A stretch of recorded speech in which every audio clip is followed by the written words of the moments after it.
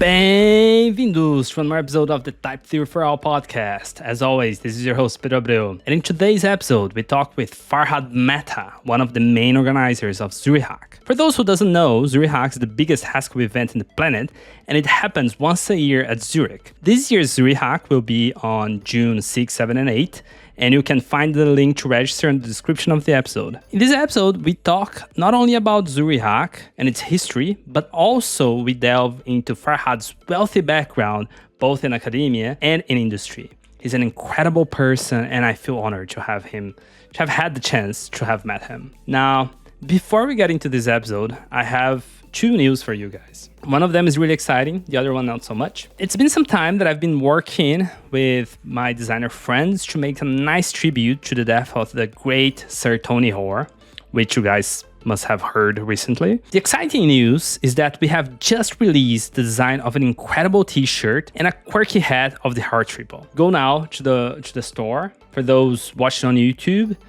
go to the store and you can find an amazing t-shirt. And it's really cool, I think. The hat of the Heart Triple. It's really, really cool. You know, you can also find some other cool stuff over there. Make sure to go to the website, check that out. Have mugs, we have hats and hoodies.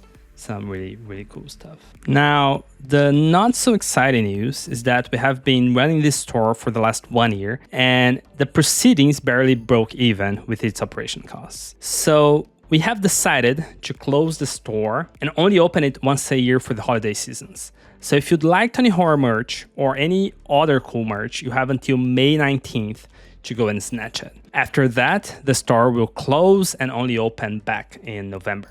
Stay probably until Christmas open, something. I'll make sure that I let you guys know what are the proper plans. So go to the website, store.typetheoryforall.com, and check all that out right now. But if you don't want any merch and only want to contribute to the show, we also would really, really greatly appreciate that. Any donations are very, very welcome through Ko-Fi. And we also have an incredible Patreon with an exclusive podcast where I talk about exclusive behind the scenes, about my research, conferences, type theory, logic, all of that. So go to our website, typetheoryforall.com, and check that out. Now, without further ado, let's get into this episode.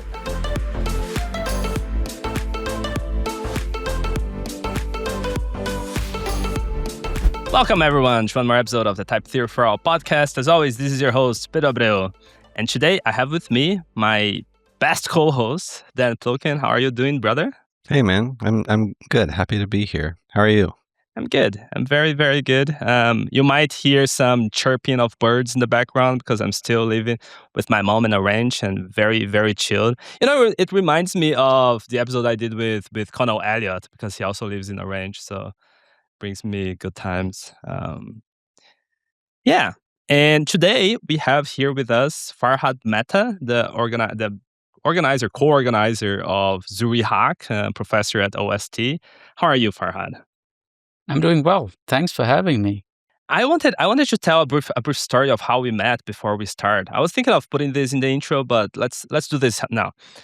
It was very interesting when I was participating in ICFP, and then you showed up, and then you're like, oh, and you're Pedro from the Type Theory for All, and you knew me and you knew the podcast. I was like, yeah, nice to meet you. And you're like, yeah, come to Zurihac sometime.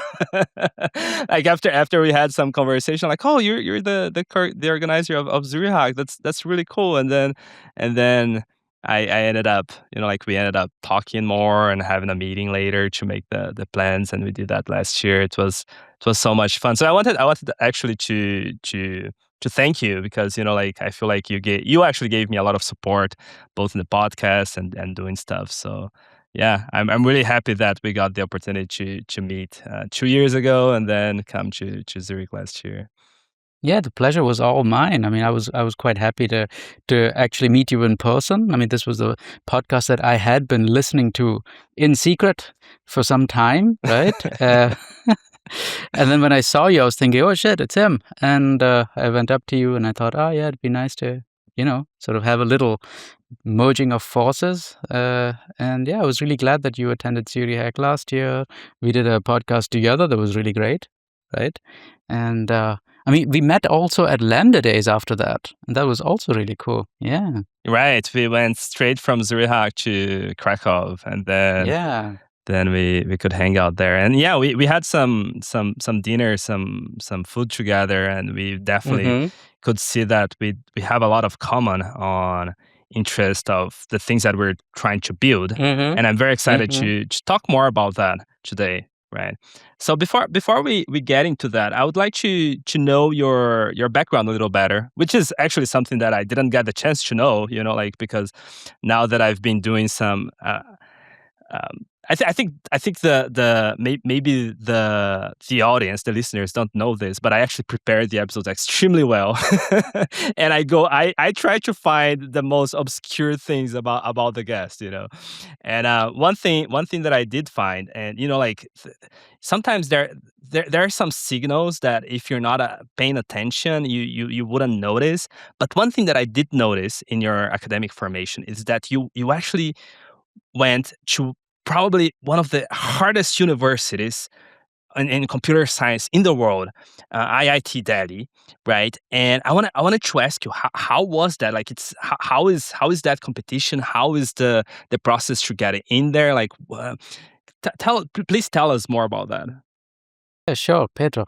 When I saw that question, I was thinking, my God, you really did your research, right? And it's like, how did you come to that? Yeah, I did go. I did go there.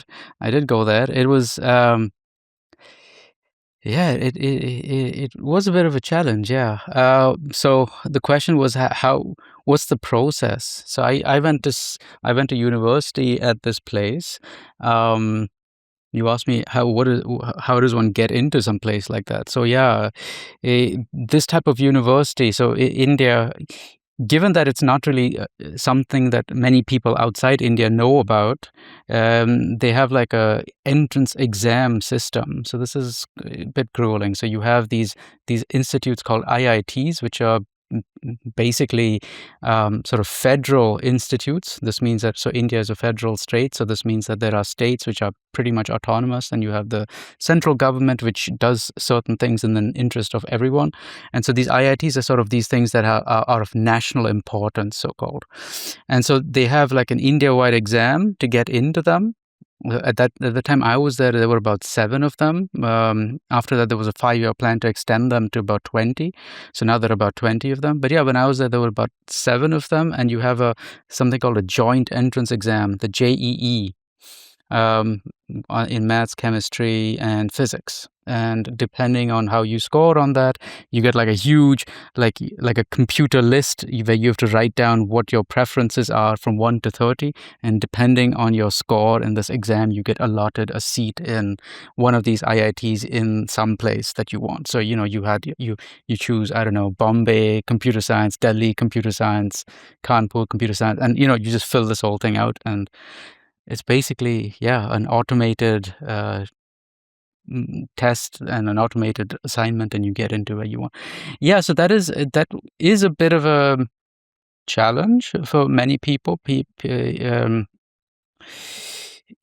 mean, India is quite a competitive place to study. I guess people somewhat know about this. The level of particular mathematics is super high, so that is a bit of a pain if you're coming from outside.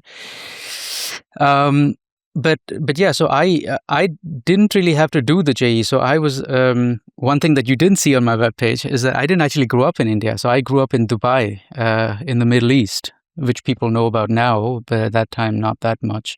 And so I was there, and I was sort of, there is another way to do this. So instead of doing this JEE, for people outside India, there's another process called direct admission to students from abroad. And that means that you have to do another test called the SAT-2s. And according to your grade in that and your 12th grade, you get there's a little contingent seat thing there for that. So I actually got in through that. It was actually a bit of a surprise that I even got in. I didn't expect it. I didn't really think anything of it. My actual plan was to go somewhere else, in the US. and or in Canada or something. So I had some plans, right? And then the letter came in, and it said that I've been offered a seat, and I was like, oh, okay, but that's good. But my plans are already made. Then my parents got this letter, saw this letter, and said, hey, are you crazy? You're going there, and I'm like, oh no, this is. So yeah. you never actually applied anywhere else, basically. So you just did this exam, not expecting much, and then, oh, look, I'm in. So, okay. Yeah, Gotcha. that happened. It was a surprise. It was a bit of a challenge. But the actual challenge for me actually began when I was attending it. So getting in for me was not. I mean, I did the exams and everything, but it wasn't as big an ordeal as my Indian counterparts. They were there. You basically take a gap year, study for this exam, do the exam, and then go through it. And I mean, but once you're there, I had a bit of a trauma. I mean, I was there with basically people who were math Olympiad people who were I remember one guy, I know his name, but I'm not going to say it but you could tell him a song. And he would recite it, sing it backwards. Whoa. And you could record this. And you could play it backwards, and it would be the song. This was crazy. Wow. And so my actual struggle began when I started attending with these people, and I was thinking, shit, I'm so at a completely different level. I mean, mathematics in India is at a different level. It's something else. And so I was struggling for some time until something clicked, and I took a couple of courses in computer science, and I was thinking, hey, this is actually cool. It's not really, it's sort of, when things click, then you understand that, hey, it doesn't really matter how hard you study or something. It's really, you get a feeling for these things. And this, fortunately, is something what happened. And I ended up going through my 4 years and really enjoying it towards the middle of it. So I guess that is the story. Yeah. I don't know. Did I ponder a bit too much? No. That was perfect. It actually makes me think a little bit of. Do you think this kind of because it's a particular kind of intelligence. It is a particular kind of smart that is extremely trained and tailored. I'm wondering if that necessarily translates into good academics, right? Like if these people who can do this incredible kind of stuff, they will naturally be able to do good research, because doing good research is a little different than being able to solve these extremely crazy integrals or doing these extremely complex rational thoughts. Do you ever think about this? What are your thoughts? Yeah, you're trying to say, is there a correlation between doing well in coursework and actually doing good research, right? And I think, yeah, and I don't really think so. I think that there is definitely a correlation between getting good grades and being able to follow through with some development. Yeah, of course, because the mechanics of all these things. But I think doing good research, doing research that really makes a difference or is interesting for other people, has other components as well that maybe are not properly tested by just doing good coursework. I think it needs something more than just that. I would even say that if someone comes to me and has like a complete, like all straight A's, right, I would be a bit more critical of this person than someone who had mixed grades. I would sort of say, okay, where is the deficit happening? So I think that there is something. Of course, there can be there are people who are somehow gifted. I see that also, but for most of us, I think there is some amount of doing good research is you can't really reflect it in grades. That's my opinion. Yeah, I think like it's just a personal feeling. Like I don't have any data on this, but like in our field, I don't see that many Indian names in the papers. Yeah. There are. Yeah. But like from the level of genius that you're describing, I would expect more, right? Yeah. Yeah. I mean, in the PL field, there are a couple. I don't know how to compare this with other fields. I'm not so deep in the other fields. Maybe there are more in other fields in computer science. I don't know, or in other fields in general. But I think people they are represented. Maybe, I don't know. I really don't know. Yeah. Dan seems deep in thoughts. Do you have something to share, Dan? No, I mean, I'm surprised you'd say that because I think most of my compatriots at the University of Illinois were Indian. But I'd also heard folks say that there isn't a surprising lack of representation of graduate students in computer science in general from China. Or if you look at like the PLDI listing how many Chinese names there are considering the population and the capacity of the country. I don't have any insights about this sort of thing, but I hear people talking about it all the time and they sound very smart, so I just let them talk. Normally nobody calls on me to weigh in. Oh, nobody decides to call on a white guy who's just kind of listening and trying to let people speak. And now I'm just taking up all the oxygen in this. The more I talk, the more I'm digging myself deeper into a hole. I personally think that's the wrong attitude, really. Like, I don't know, like I feel sometimes that, like just because you're a white dude, like I see that a lot in Americans, like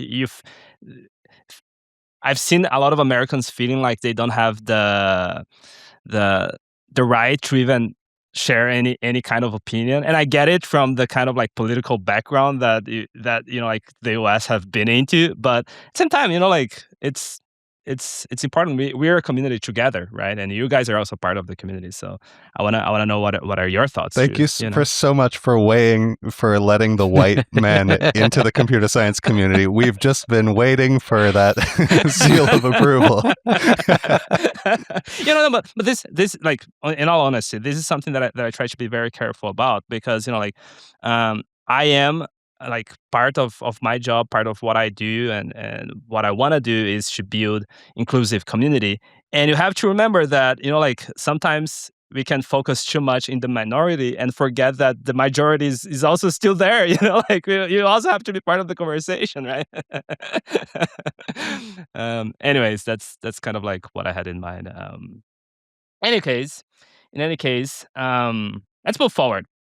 So after Delhi, you did your PhD in your master's in Munich, right, Farhad? Yeah, that is correct. How'd you Yeah. end up there? Like, what's the story? Yeah, so while I was in Delhi, we had to do like an internship.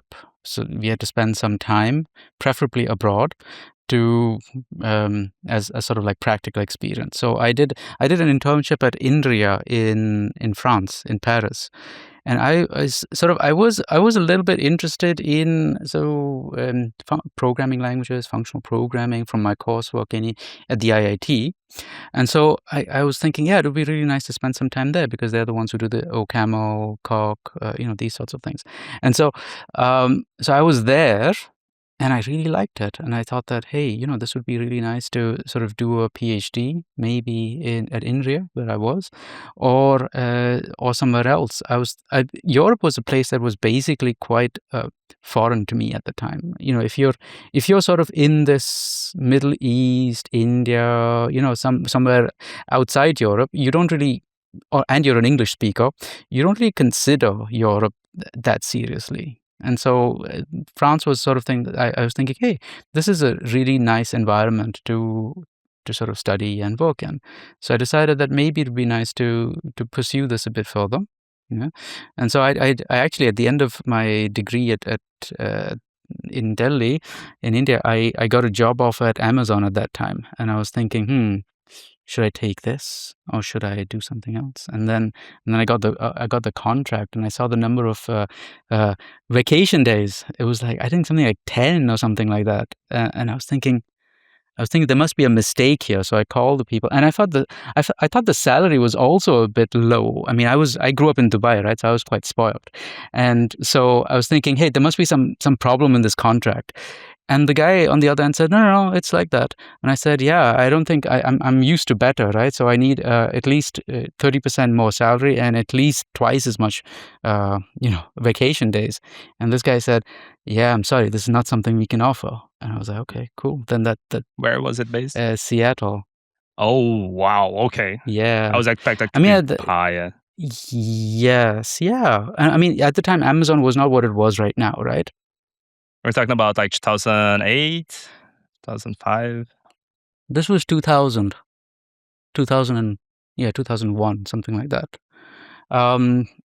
But there was stock options, and he was talking to me about, yeah, but you get stock. I'm like, wait, what is this stock option? I mean, tell me how much money, tell me how many vacation days. That's what we're talking about, you know?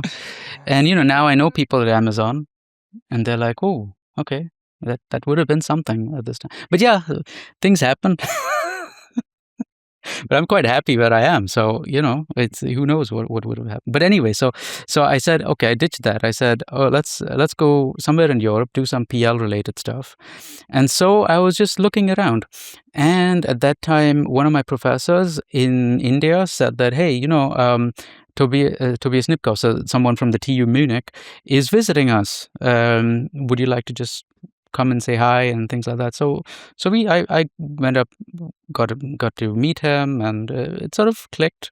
And I was thinking that, hey, I mean, if you're interested in functional programming, every time, at one point, every functional programmer, I guess, thinks, it's good. It's, the hit is working. You have to always increase the level, right? So after this, what comes next? And so it's theorem proving. And so I thought, okay, good. This is the natural course of action. And so I ended up going to the TU in Munich and working as part of the Isabelle group there, which was also a great experience. Yeah. And so it was, that's how that ended up happening. But I actually went there for my PhD. I wanted to do my PhD there. But then, my thing in India was called a bachelor's in technology, although it was credit-wise quite substantial. So my supervisor in Munich, so Tobias Nipkow, said that, hey, they should cut it, to start the PhD program. But the university admission said, well, but your certificate said bachelor and you need a master, and that's, I was like, yeah, okay, come, let's do that also. So I ended up doing my master's, and I ended up doing what I actually wanted to do for my PhD as part of my master's degree. And that was how I was there. Yeah. So when I was there, I did research in how to prove pointer programs correct using higher order logic. So to have an embedding so that you could sort of make propositions about or state properties about pointer structures as recursively defined predicates in higher order logic. And this work actually was quite interesting, and it's sort of the basis for many of these verification frameworks for pointers. So not the separation logic ones. That was just coming up at that time, and I met these people, Peter and Horn, and all these people when they were doing that stuff. I was thinking, okay, this is okay, but this is something totally different. This is with plain higher order logic without no substructural stuff happening there. And so it's sort of used now in these verification frameworks for Java and all that stuff. But yeah, it was a lot of fun. And the main thing I did there was basically learn how something like Isabelle Hall really works. This idea of this generic theorem prover, all that stuff. And also, I mean, living in another country, learning another language, all that stuff. Super interesting, super nice stuff. Yeah. Then how did you end up in your PhD? Yeah. And so in my PhD, I was attending a workshop.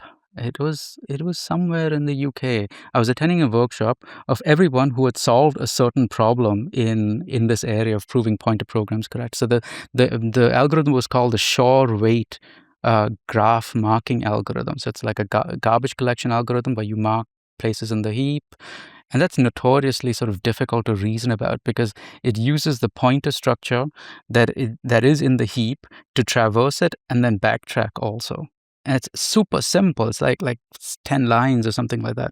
But the invariants you need to do are super complex. And that's sort of like a benchmark for reasoning about pointer programs. So on paper as well as on machine level proofs. So we had like this workshop of everyone who had tried to solve this problem in the last 5 years or something. And there's when I've met, it was me, it was also the separation logic people, Peter Horn, and everyone. And then there was another person, Jean-Raymond Abrial, who I sort of knew in the background. He was responsible for the Z method, the B method, somehow super popular in France, but everywhere else not so. I mean, as France is, but and so I met him, and I just saw his solution to it. He used something called the refinement calculus, and I was thinking, wow, this is really great. You know how he did it? It was really great. And I asked him how long he took for it, and he's like, yeah, it took me quite some time. I was like, how long? And he said, yeah, 2 to 3 weeks. I'm like, okay. Yeah, I've been working on this for like about 7 months now. And I was thinking, yeah, this is definitely something to do with the methodology that he's using. This refinement was really something impressive. So I was like, yeah, okay, that sounds good.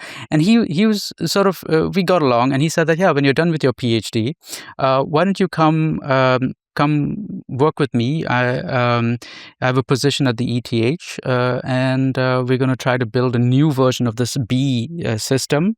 And you have quite a lot of experience in automated theorem proving, and so why don't you come and help us do the proof system for that? And I was like, oh, well, that sounds really interesting. Let's do that. So that's how I came to Switzerland at the ETH then. Cool. Sounds like everything in your path was just like very little. It was very straightforward. Things just came together nicely for you. Well, that's the story, right? But there are many things that didn't really work out very well, and so I think that's the thing when you look at people's sort of life, how it turns out, you don't really see the parts that didn't work out, right? So I think that is I had someone. Tom Sidney Kershover, he has on his webpage, he had something that says his CV and something like an anti-CV of all the places he got rejected. I think everyone should do something like this just to make it clear that how much pain and strife is involved even in the most successful careers. And I do think that there were big portions of my life which were quite disappointing, getting a job after a PhD, trying to see, okay, what do I do now after my master's, these sorts of things, publishing, how am I supposed to get like 4 papers in 6 months or something like the strange goals like that. There are always these things. But yeah, I've been super fortunate, I think, that I've always sort of met really good people and been at somehow the right place at the right time, and yeah, I'm happy with how it's turned out. I've been very fortunate. Makes me think of Rocky Balboa, right? Like academia is a little bit of how much can you take, right, and still stand, because it is tough. Can be really brutal for everyone, even the most successful, the most smart people. Like an extremely competitive place where you just, the end of the day is more a sense of how much can you take, right? Do you want to give an example of like the biggest disappointment, or one of the biggest disappointments where you were like, my life is over now, and it turned out not to be? Yeah, I think I can't say one disappointment. But I can sort of say like a phase where I was quite disappointed was just after my PhD. I was thinking, yeah, okay, I really like this sort of work. I'd like to continue doing stuff like this. At the same time, I was not really so keen on like hopping like another 10 countries before I get like a permanent position. So at that time I had already moved like to India, then from India to France, then from France to Germany, from Germany to Switzerland. And at that time I was thinking, hey, I'm not up to moving, like one more move is okay, but after that I'd like to sort of get on with my life, right? And so I was sort of applying for permanent positions, and that was quite disappointing. People, I wouldn't say people, but I felt the system was sort of, yeah, after you work like a month on like an application, you ask people for references, you ask people this, for that, and you don't even get called for an interview, or you say, yeah, we have so many people here, and so on. Then you think that, hey, was all this for nothing? And that did happen. But at that time, I was thinking that, I don't want to go in for something temporary again. I need something full time. And at one point, I just said, hey, at that time, my partner, who's now my wife, was also studying at that time. And I was thinking that, hey, maybe it's also not great to move right now. So I said, yeah, whatever. It didn't work out. I tried my best. It didn't work out. And I said, okay, let's try for a job in industry. Right. So I did that. And I was working in industry for about 8 to 10 years. Oh, that was pretty long. Okay. That was long, yeah. But somehow that was also I also was in I would say a nice place, right? It was challenging, sort of technically challenging, academically challenging. That was really good. And after that, when I got my current job, which is in academia, I somehow felt that, yeah, things just aligned themselves. I really thought that, if I would have moved somewhere just after my PhD, number one, I wouldn't have had the experience that I did have in industry, the good and the bad. And I would be in maybe another place, which was not Switzerland. And my partner was anyway at that time not so keen on moving.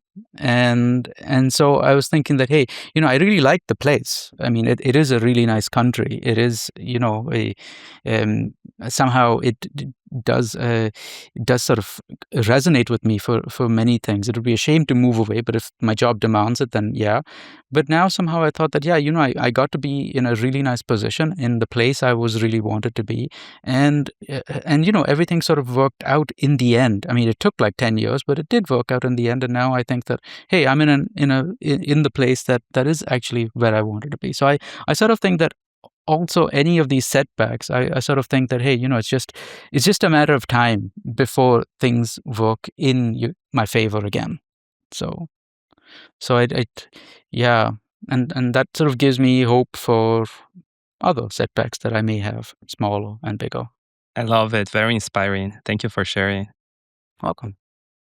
So when you went from the PhD into industry, Yeah.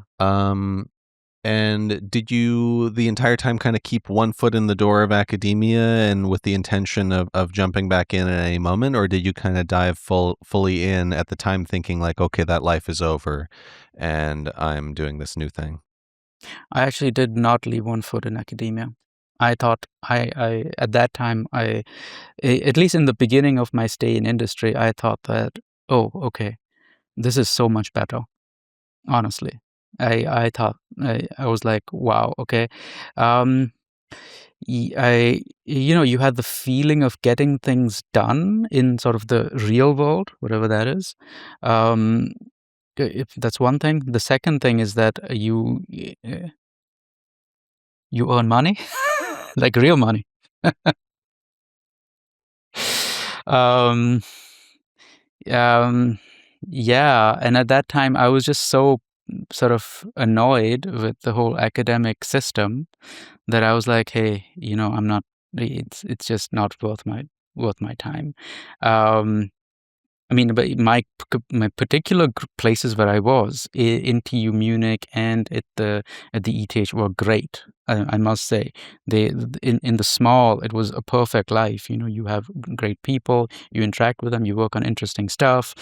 But the sort of the big system of academia and this whole thing of, okay, who do we hire? What are the criteria? Who gets this? Who gets that? And then there are always these petty feuds happening all over the place. And I was just thinking, hey, this is not really worthy of academia, this sort of behavior. And I said that if it's not, then I might as well just make my own life somewhere else. But I didn't have a foot outside. I actually stumbled upon the job I'm currently at. I did not I did not plan on it. I was basically, I was I was basically, towards after some years in industry, I was starting to get a bit disillusioned by that as well. At the same time, I had got married, had my first child, my son was born, and then it became clear to me that something has to change, right? Because industry job, at least the one that I was doing, was just getting too taxing on my health and general well-being, and it wasn't crazy hours, I would say, but it was just the mental load was a bit too much, and not on the technical side. It was more negotiation and these sorts of things that you need to do at some point. And at some point I was thinking that no, it's not really working, and then I said that, hey, I'm gonna now work 50%. So I said I'm gonna work part-time now. And so at that time I told the owner of the company I was working at, listen, I have some problems now, and I have a child coming up. I'm not going to be able to handle this way of working much longer. So I would like to continue, but the only way that I can do this is with a 50% job, so that I could sort of mix this with my wife as well, who also works, right? So that we could sort of do this at an equal share, and otherwise I'd have to quit, and and maybe I'll stay at home with my children and my wife and work. And I was quite surprised that he said, yeah, let's do it. And so I was working for 50% for like 2 years. More than 2 years. It was still super interesting. And at one point, I started getting interested in going back to teaching. So that was one of the main reasons why I wanted to stay in academia. It wasn't really the research that much, although also, right? But it was more the teaching and the more interacting with people and these sorts of things. So I thought that, hey, I'd like to teach. And so I got sort of, my wife saw that there was an opening at a local school. I was okay, let's try that out. So I was basically a school teacher for some time, part-time. And then I was thinking, hey, I really like this. And I was thinking of actually going into that full-time, but I wasn't a teacher. I wasn't skilled as a teacher. I didn't have the Bachelor of Education degree. And so I had to go back to school in order to get that if I wanted to become like a full-time teacher. And so that was something I applied for it. I was about to do it and everything.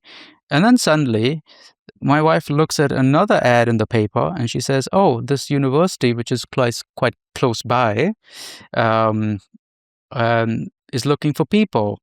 Maybe you should consider applying.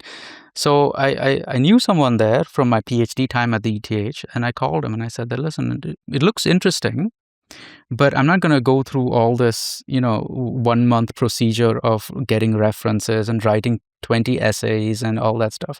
I'm going to send my CV. And that's it. And he was like, yeah, that's what we ask for in the thing anyway, just send your CV. And so I sent my CV. I went through this whole 2-3 rounds of interviews and things like that.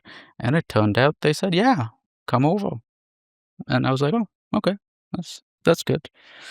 And so yeah, somehow it worked itself out. And it was a lot of luck also. I mean, there were 2 people retiring from the university, and they were exactly in the area that I was specializing. So both of them, right? One was distributed systems, programming languages, and software engineering. And so I was sort of working in all these areas. So they were like, hey, this is really cool. And so, yeah, it sort of worked out. And I've been there now for 10 years. I don't know. What was the original question? I've forgotten myself, but I'd like to back up and talk more about like this experience of transitioning from academia into industry. I mean, one of the things you talked about, your biggest problem being the bureaucracy, and then you said one of the things that burned you out of your industry job was also bureaucracy in a way. So is it that, as you got promoted, you started to see more about how the sausage was made, or? Yeah, that was basically it. I think, at least for me, working as a normal software engineer, like a programming job, would have been ideal. But once you are somehow good as a programmer, you don't stay a programmer for long. You're sort of forced to go up this strange ladder, and then you are confronted with things that you think, this is not really, doesn't really make much sense. And there was like a time where my most used tool was Excel and my mail client. And then I was thinking, no, something's wrong. Excel, the ultimate programming language. Yeah, exactly. Ultimate functional programming language. Yeah. I mean, I don't think it was really Excel that was the problem. It was the things I was asked to do in Excel. And I was thinking, this doesn't make any sense. Like estimates for things, yeah. Tell us more about the kind of things that you were doing at this time. Like you were a manager, right? Like you were a leader there. Yeah.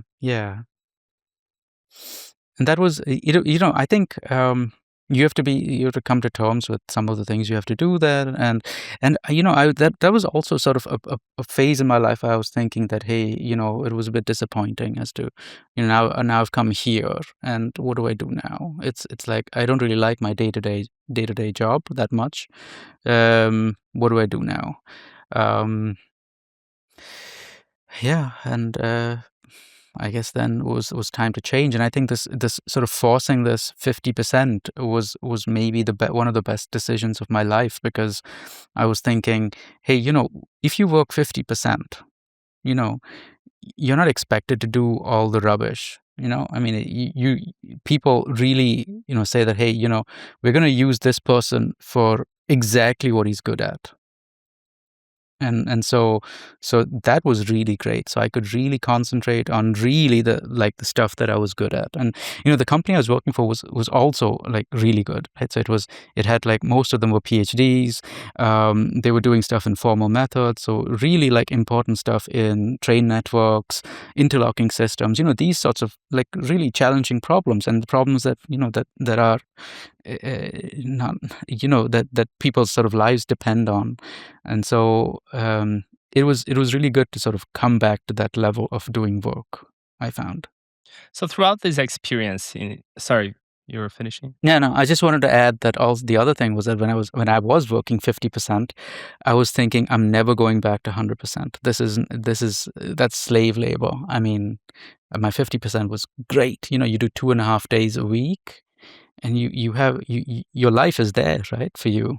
And I really enjoyed that. I was thinking I'm never going to go back. But yeah, never say never. Throughout this time in industry, even though you ended up doing things that were pretty unrelated to your, like both what you wanted to do and what you were trained to do through your life and your career. But do you think there were skills that were valuable for where you are now that you developed in this time? So you mean in industry, you mean? Yes. Or in the... I guess as a manager, as like being more higher up. Yeah, definitely. I think that I would definitely, at the moment, my current job, I wouldn't be able to do it as well if I didn't have this time in industry. It was sort of, to really know how the world functions outside, I find is really, at least for me in my current job, really important. Because you can of course read many books about this, and I also did a course at one of the, at least they say it's one of the leading management places in the world and things like that. And I must say, there's not this is not something like learning how to program or functional programming. You get taught something, and the actual world is really something else. I mean, it is a bit people elbowing their way through stuff. I think to be this whole management training, that it is a lot like somehow like Warcraft. You have to know how to do strategy. You have to, and strategy in sort of the bad sense of the word. These sorts of tricks and things. I mean, and the higher you go, I mean, it's there in university as well, right? And I think at the time I was a student, I didn't really see through all that well. And my time in industry allowed me to sort of see through that much better. And so I sort of see, okay, this is what's happening. This is the game that's being played right now.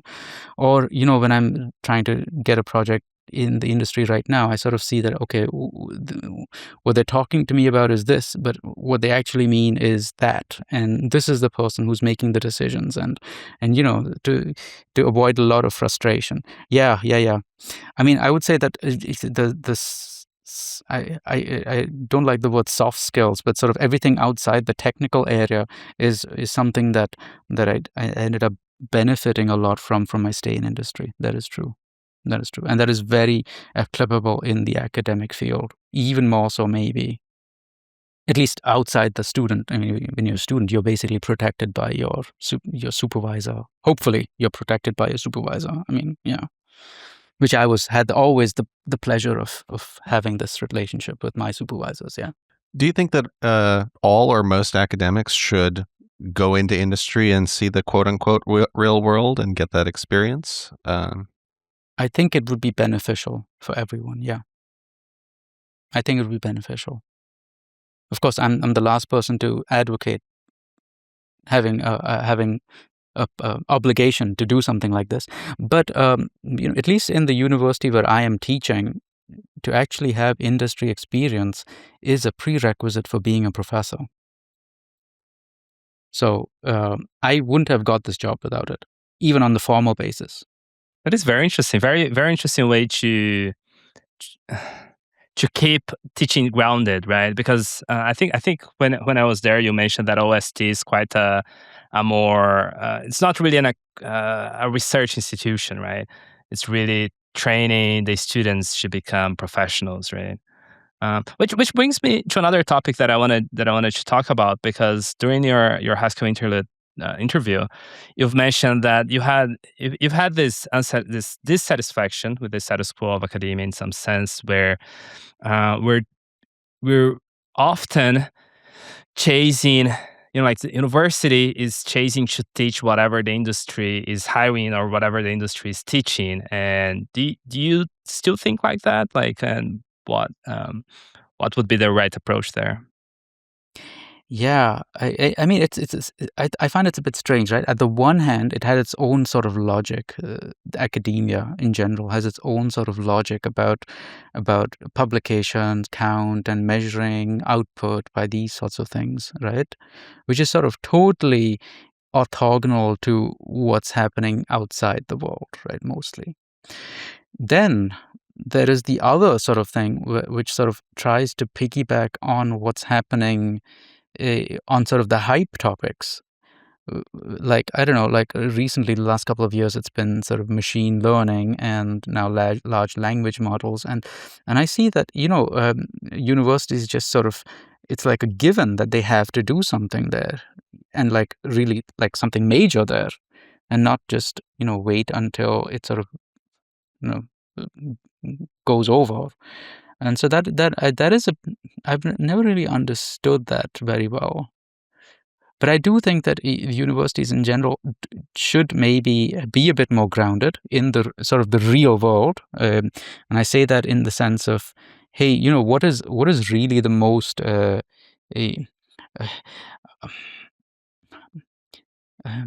advantageous fields of activity in our area for the general public, for the general good of society, and sort of focus on that. And so that means that this would sort of maybe go into both these directions. So to just having a publication is not enough, right? It has to have some sort of value. And at the same time, just teaching something also has to have some sort of value. It shouldn't just be because, everyone's sort of hyping it up. And so I think this sort of a certain grounding in both these areas would be good. And for that, I do feel that a university needs to be somehow shielded from every little storm in government or in industry and sort of, yeah. But yeah, I do think that both these, I am a bit critical about both these developments in universities, yeah. But do you think this AI agentic thing is going to make a huge dent to how we program things over the next 10 years? Well, it's going to have an effect. If it's going to be a positive one, I'm not certain about. Yeah, yeah. That is, I really don't. Yeah, I have a bad feeling about it. Let's just put it this way. I'm not really that. I personally don't use it. I've tried it a couple of times, in like a closed setting. I've even had a workshop. I've been part of workshops that try to do it, just to see, just to not be closed-minded about this. But I somehow, every time I use it, I'm thinking, I don't know, I have a bad feeling about it. Also, the fact of also doing stuff like generating text out of it. I've not. I mean, I've done it like maybe twice in my life, and what I got back, I was thinking, I didn't really feel like using it. Don't know. It seems to be fundamentally the opposite approach that what you came up doing. I think there's people who are bottom-up thinkers who they start from first principles and logic and they build up there. As a writer, that's definitely the way that I write, in terms of atomic axioms, and then I stitch those things together. But there's the opposite approach, which is to throw shit at the wall and see what sticks, right? And I think that's the way that I tackle math problems, interestingly, which I think people are, the good way is to flip it, right? Is to write in a creative way and then do math from first principles. But I'm the other way around. And it sounds like with both writing and math, you are bottom up. And is that, do you think, just a personal preference, or is it that you're doing it the right way and everybody else is wrong? I think the latter. No, I'm joking. Of course. I mean, of course, I think my way is better, but I can't. It's like I'm no one to say how other people should do their stuff, right? But I do feel that, at least for me, it somehow it doesn't really. I just feel that the reason for me to do anything is not fulfilled when I use these tools. Like I like this. I don't know who it was. There was this quote: "Writing is a thought made visible," something like that. So when you write, you sort of you have a thought, and you sort of freeze that thought in time by writing it down. And then you can reflect on it and have another thought and write that down and make your argument in that way. Now, to use a tool to sort of generate my writing sort of defeats this purpose of writing it, for me. In the same way as writing a program, it sort of defeats this purpose. I mean, of course, I would be inclined to use this for things that I would rather not do, right?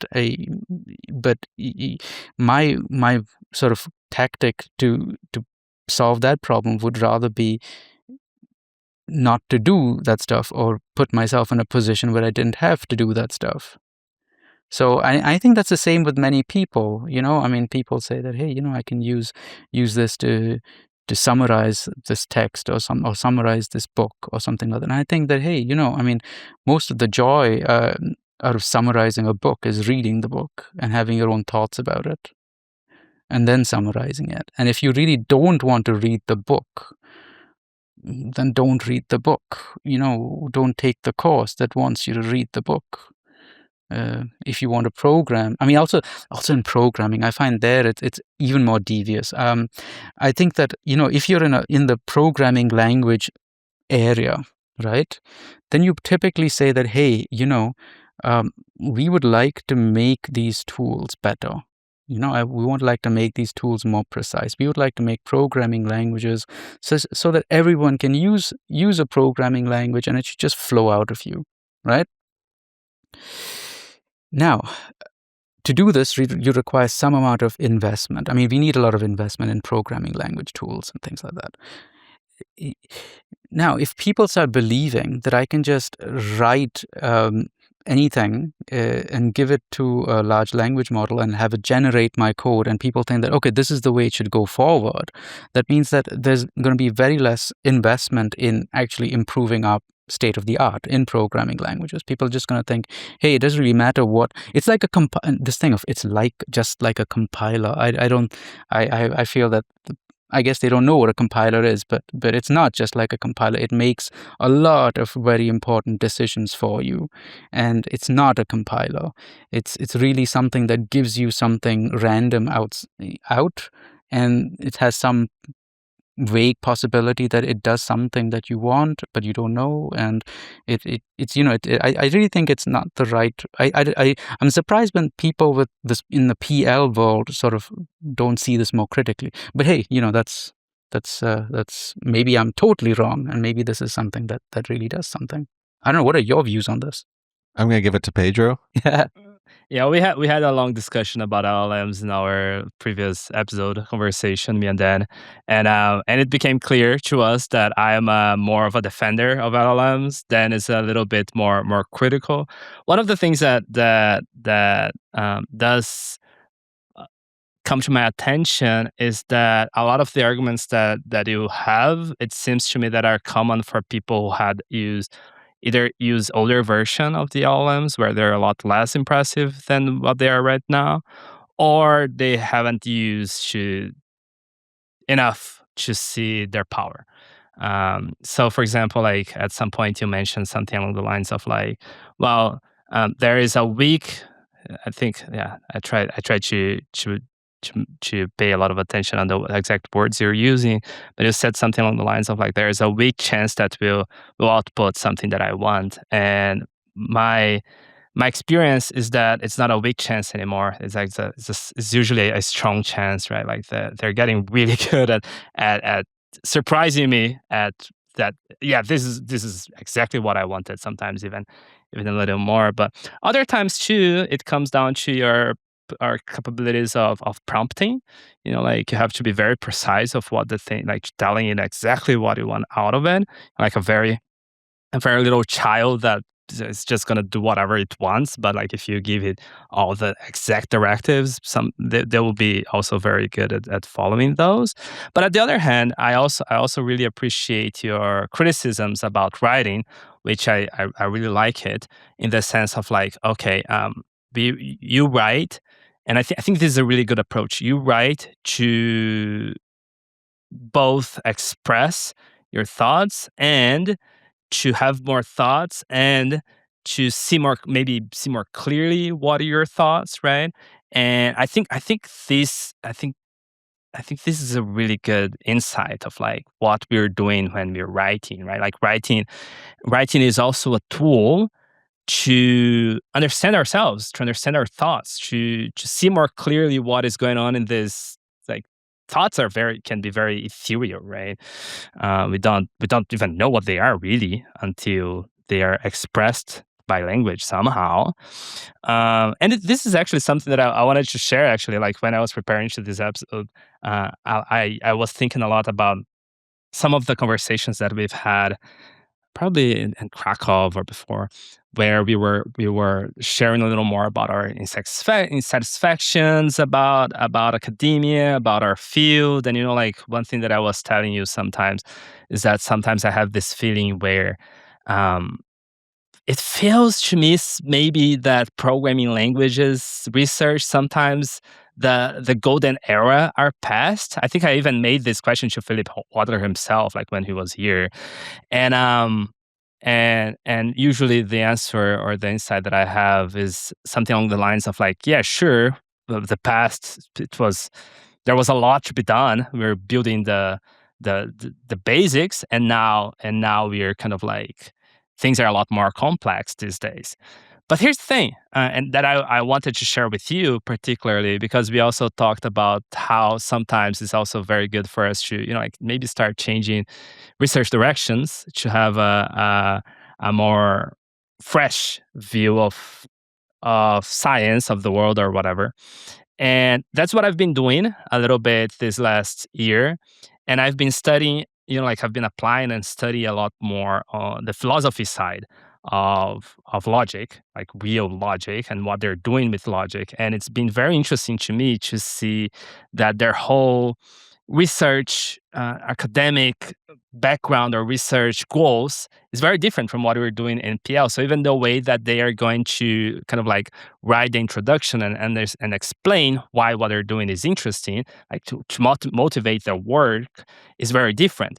And I started having this glimpse that I think I have this theory now. I've came up with this theory that I think my unsatisfaction with PL research, personally speaking, comes from the fact that we are now completely detached from philosophy, and that bothers me. Because originally, if you go back to Frege, if you go back to Church, if you go back to like the more original you go, the more philosophical their work's gonna be, and the more I know, like when you're reading philosophy, when you go back into philosophy texts, it's like has this feeling of beauty, of like really touching, like trying to touch something more fundamental of the structure of nature, of the structure of science, right? Like that's their goal of what we're trying to achieve in philosophy. But that's not the goal of computer science at all. That's not the goal of computer science at all. The computer science are interested in either building things, more engineering side, or solving problems, like more science side. It's not necessarily philosophy. So it's becoming more and more clear to me how every day, every year, every conference, computer science programming languages research is detaching itself more and more from philosophy. And the reason I'm bringing this up is both to keep our conversation going from things that we've talked in private that I wanted to share, but I'm sharing it on air now. But also to say, to bring back this point of writing as a tool to both understand our thoughts and to reason, a tool to reason. And one thing that I've learned by reading and even writing a little bit of philosophy itself is because that's a philosophical approach to writing. And it's not necessarily what we do in other sciences, right? Because I have this feeling, I have this understanding that papers that we write in computer science is usually kind of like maybe almost a post-mortem of a project, in the sense of like, okay, we did this project and here is our documentation, and I'm going to motivate it really well and put it in this nice framework where, okay, this is why this is interesting, this is how it relates to this other work, and this is how I push the boundaries of what is science. I think this is all I had to say from the question that you've made. What are your thoughts? No, that's good. That's really interesting. I like this term. The paper is the post-mortem of a project. I really see that also, and I find that that's quite sad, right? It's not really, it's like a report. You say this is what happened. Whereas I think, at least for me, right, the papers, one thing is that that was one of my other, let's say, dissatisfactions with academia. This thing of you have to give out 6 papers a week or something, some crazy number, 6 papers, a semester or something like that. And I'm thinking, hey, how can you do something meaningful with these things? And no one's doing this. I mean, no one's doing anything meaningful at that rate, right? The only thing that's meaningful that's coming out is people who are really left by themselves and saying that, okay, I'm gonna write this paper, and it's gonna take as long as it takes. And I don't really care what other people think. I mean, Colin Elliott would be an example of something like this. He doesn't have like way many papers. I mean, but each of his papers are sort of works in themselves. They are really made like that. And I noticed for myself also, the papers that I really liked writing were really in the form of, I'm going to start writing this, but I have no idea how it's going to turn out. One thought will lead to another thought will lead to another. Of course, I have sort of an idea that I tried this approach, right? But trying this approach was sort of like the prototype of the idea. Even if there is a tool, that's the prototype of the idea. When I start writing it, I know that, okay, this is how this idea is actually has turned out. I have no idea. Those are the better papers or the papers that I liked writing in the past. So yeah, and then to sort of come back. I mean, yeah, okay, no, that's good. One thing that I learned is that I started trying to learn a little bit, or like read a little bit of Kant's critique of the pure reason. And one thing that I learned about that book is that the moment that Kant got tenured, he spent 6 years not doing anything else but being in his room writing this book. And he didn't do any papers. He didn't do anything. Imagine, like how it was to be the like his community, or like the people who hired him in this university. They would be like, dude, like what are you doing? Like, you're not doing anything. Like, you just come here and you're now like a bum. And turns out that he was writing one of the most, like, he was crushing down what we know by philosophy, by like, there is philosophy before Kant and there is philosophy after Kant with the Critique of Pure Reason. He crashed Enlightenment period with this book by spending this amount of time. So I don't know, like this comes. I'm sharing this as a sense of like, this is our unsatisfaction of the status quo of how research is done, right? Because good research requires time, requires getting back into your room and doing silent work that you don't have anything to show for some time often, like. And for example, I believe it was I might be wrong, but I believe it was Benjamin Pierce who said that a project like Rock, ex-Koch, would never be possible in the American academic system. Would only be possible in something like France, because they actually have researchers who have a lot more freedom, research freedom, to like receive money and not show much for much of the time. And I was actually very impressed to visit people in INRIA, visit people in Nantes, working on Rock, and like, they literally don't have, like, if they want to show up and do nothing for a year, they can, but they're not going to be doing that. They're not going to be doing that because like, there's this ethical, moral sense that I believe is somewhat innate at one point, that you are in this place that, hey, I'm being paid to be here and I have all this freedom. I might as well use this opportunity to do things that I enjoy and that I love, right? So meeting people as Pierre-Marie Pedot or Yannick Forster or Mathieu Suzeau. Mathieu Suzeau is a monster in our field, and he has so much, like, he can do whatever he wants, and what he does with his time is literally advancing the status, like the current field of dependent types compilers by like making Rock better. And it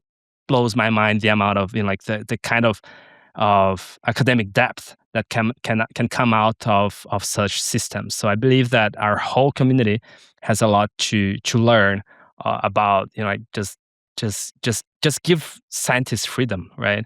I don't have all the answers, of course, because like, we live in this capitalist world where we have to like, as you were saying, you have to show that somehow this is making like, you have to keep shareholders happy. You're still using tax money payer. These are hard problems, I understand, but I'm just giving some thoughts of like, academia needs freedom. Academia needs like time, needs to think, breathe these things out, right? It's hard problems, yeah. I totally agree with you. And may I add, not to make this into a podcast about something totally different, but I think the whole of society needs this freedom, not just academics. I mean, I think that this is something that everyone needs to sort of say that, hey, I'm not here to increase shareholder value. I'm here to have I was talking to Brent Yorgi a few days ago, and he had this term, human flourishing, right? He said that, hey, how do you measure value? It's that, it's general human flourishing. That is actually our aim. And I think that the same problems that we have in academia, it's not an academia problem. It's the problem of how do you measure value, and it's not somehow coherent to most people's value system internally.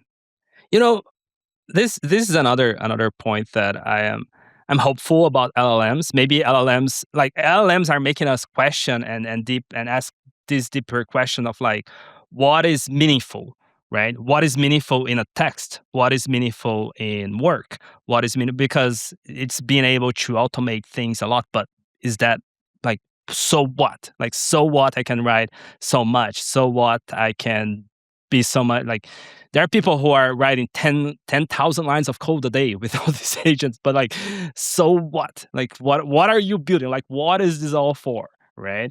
I was writing, I was reading this Substack the other day where the author was arguing that maybe we're coming back in this romantic world where we're questioning our place with technology in society. You know, like just like the romantics a lot of the romantics wanted to go back to the farms and become farmer and like put down any scientific endeavor because like this is not meaningful. It's like giving me meaning in my life, right? Like this is not making me happier somehow. So this is something that I'm also seeing. Like we're starting to question a lot deeper. Like, okay, but what do I really want, right?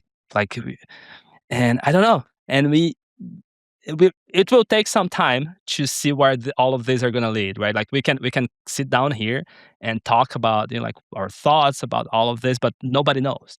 That's the end of the day. But have you seen the ongoing discussion on types request list about the use of LLMs in PL publication? Have you done? Oh man, these last 3 days. So today is March 19 as we're having this conversation. The last 3 days, there is a heated discussion about the use of LLMs in POPO, PLDI, like all this ACM related stuff. I highly recommend all of you go there and take a read because there are some really good points being made by everyone. And one thing that I think is very, very interesting is this question of how much time should I spend in a paper that I am very convinced that is LLM hallucination? Like there is a point where like there is nothing meaningful going on under here. There is no actual academic publication. But in order for me as a reviewer to actually, like make points and prove it, it requires a lot of effort. And sometimes this effort is going to be more than the effort that the person had to actually like submit this, right? Like, so how do we solve that problem, right? Like our reviewer workforce is already not huge, but like what are the kind of policies that we'll have to implement here? And this is a hard problem to solve. Like this requires all of us as a community to think together about this, because is a blanket ban on LLMs at all the reasonable approach? Maybe, but maybe we want to use it to automate some of the boring parts on our own. And by the way, Agda, there was a PR really like from a developer of Agda, very heated PR asking, demanding, I would say, for a blanket ban on LLM generated code altogether for exactly the same reasons. For like they're spending way too much time on reviewing, and then she also makes a lot of points about how LLMs are actually harmful to society because of many reasons, and it's an extremely heat discussion going on over there, and I think it's not gonna pass. From where things are going, I don't think a blanket ban is gonna pass right now. You might lose some developers on Agda because of that, because they're very have a very strong sense of ethics and morality against LLMs, and they're not gonna stay there apparently. But I also recommend that you guys take a look at that. It's a very interesting ongoing discussion. Yeah, I sort of do agree with this point, Pedro, that you said, right? I mean, it does question many of the current status quo. That I do think. I don't think it's like at least the value in for me in this technology is to really this questioning, which is actually a side effect. I mean, they weren't made so that we question these things, but now here we are questioning them anyway. And I think that this would be something fruitful. I do believe. Wait, what exactly is truthful? I got lost. No, you said that there are questions that we now ask. What is the actual value of me writing this paper by myself and not having an LLM generator? Which would lead to the thing, what is the actual value of having this paper anyway? What is the actual value? Is the actual value someone else reading it? Or is the actual value of me as a person actually writing this paper and therefore understanding this topic for myself? And I really think it is, at least for the individual, it is the latter. It's not. I mean, also me programming. What's the value for me programming this to? I mean, it is actually the side effect of me programming it, which is, at least for me, more important. That I understand this problem, that I understand this, and that is totally gone, right? With this, I would say it's a purely utilitarian view of work in general. Yeah, I remember when I was writing my last paper, and my favorite part was to write the related work section, because it really started giving me insight of why what I'm doing is meaningful and impactful. And also, after all the work that I've done, I am in a much better sense of having a critical lens of like to criticize the other work that is similar to this, because like, well, what I'm doing is better in this sense, is worse in that sense. This other project here is old, but it was interested in solving this other class of problems that I don't tackle. Like all these things. Like you don't get that if you just ask the LLM, hey, generate the related work section. Like I don't care about it. Like it's for me first and foremost. Exactly. Right? Exactly. And to maybe close this issue in a sort of a positive way, if LLMs could in some way decrease the amount of sort of unpleasant work for me, then I would be all for them, right? I mean, if they would, do my organizational tasks for me, I would be more than happy to use them. But it seems at the moment that they're just making my life worse, because they're just generating more unpleasant tasks. I mean, for most people, they're just generating more unpleasant tasks for them to do, using resources that maybe we should not be using for these things. So it's interesting to see how this will pan out. Yeah, and again, we don't know if anyone who claims that knows is either trying to sell you something or is not having good faith. Anyways, I think we can change gears and move on in our conversation. And I think I want to talk a little bit about Zurihac. Zurihac right now is probably the most important Haskell gathering in the world. So I want to start by the beginning and ask you, how did it get started? Yeah, so Zurihac actually started I in preparation for this interview. Not that you're the only person. Make sure that you're not the only person who prepares for this interview. I also did some digging up. It seems that Zurihac, I know that Zurihac started a lot earlier than when I got involved. So actually, the first Zurihac was in 2010.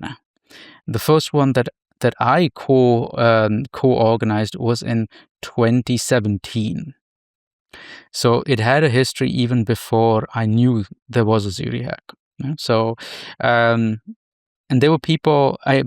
I remember that Bas von Dijk, he's someone who works in Zurich, who I know from the Zurich Friends of Haskell. He once told me a story that maybe this is mythology. I don't know the truth. I don't even know if I'm recollecting it properly.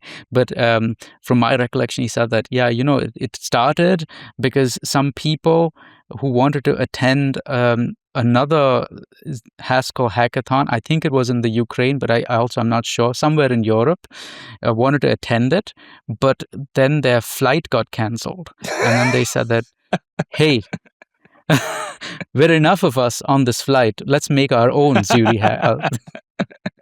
Haskell hackathon. And so somehow the Haskell hackathon in Zurich. So I guess that's how the first one, I guess that was even before 2025, because I guess they didn't make a website for it because they were all stranded on the airport. But yeah, so I guess that was the actual first unofficial Zurihac. But then, at least as far as the Haskell wiki goes, there was one in 2010 at the ETH. And then there wasn't one every year, but there were a few in the middle. There was one at Google, there was one at the ETH again, there was one at some office space, and I got into the picture in 2017. That was when I got this job at the OST, and I wanted to start a functional programming course. And then I was talking to someone who I knew from the ETH. So at the ETH, at the time I was there, my professors and I started a course called Programming Languages and Formal Methods, where one of the things was Haskell, another thing was this Event B. It's changed now, but it's still a part of the core curriculum at the ETH. That's also a funny story. But anyway, we continue with that. So he was Simon Meyer. So I asked him that, hey, I'm going to start this course in functional programming. What language do you recommend? And, I asked the students also, and they said Scala, because Scala is sort of made in Switzerland. It was very popular at that time. My thing was maybe OCaml or Standard ML, because it's something that's always been there. Haskell, I didn't really know that much about, to be honest. So I asked Simon Meyer what was his choice, and so he knew that I was in sort of this area, and he recommended Haskell, and that's what I ended up using. But then a few months later, he said that, hey, now that you have this new job, I know that the OST is quite big as well. We have a space problem. The ETH is getting a bit too small. We are starting to get in more people than we have in room for. Would you be interested in bringing this conference to you at the OST? And I was quite new at the time, and I was thinking, shit, I have so much to do. Is this something that I should be doing? But then I was really lucky, because I had a lot of help from the administration. At that time, it wasn't called the OST, it was called the HSR, Hochschule Rapperswil. I had a lot of help from the administration, and they said, no, we do it. And they took a lot of the work from me for the first 2 years, and we ended up doing it. And the first year, I think we had 170 participants. The next year we had 200, then 250, then 300, then 350. I mean, it's been growing like linearly since then, which is quite cool. I mean, for something that just started, I guess, in a transit lounge at an airport, I think it was quite cool. Yeah. That's beautiful. And nowadays, what do you think is the hard part of the work there? What makes your life harder?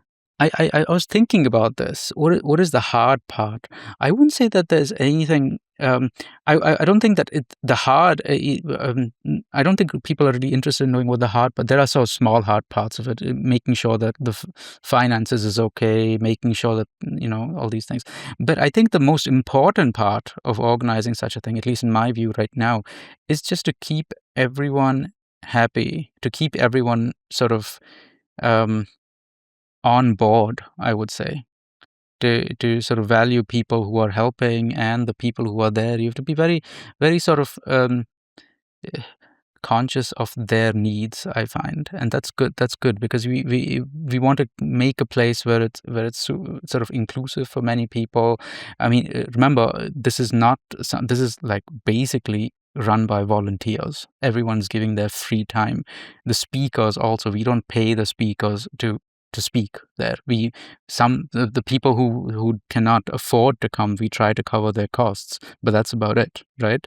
And most of the people are volunteers. If I have some resources, I help with some people from the OST, but everyone's a volunteer, and so to really keep them sort of willing and happy to share their resources, I think that's the most important thing for this. Also changes their relationship because it's not a client consumer provider relationship anymore, and the people who are there, like, we keep ourselves kind of like humble to realize, hey, I didn't pay to be here, and I cannot demand much, right? Like, and also also creates this fear, this aura, where everyone is kind of like excited, happy to be here, and like keep everyone kind of like more humble as well. I really enjoy that. That's really neat. That's really nice. Yeah, thanks. This is something that we really try to keep, right? So it's not just me who does it. So there we have like a group of every year it's about 10 people who volunteer to do this. Most of them in the Zurich region, and they're like every year there are about 3 to 4 sort of main organizers. And since 2017, it's been me, Jasper, and few other people that sort of kept on changing. First it was Simon Meyer, then it was Yuri, then Alex and John, and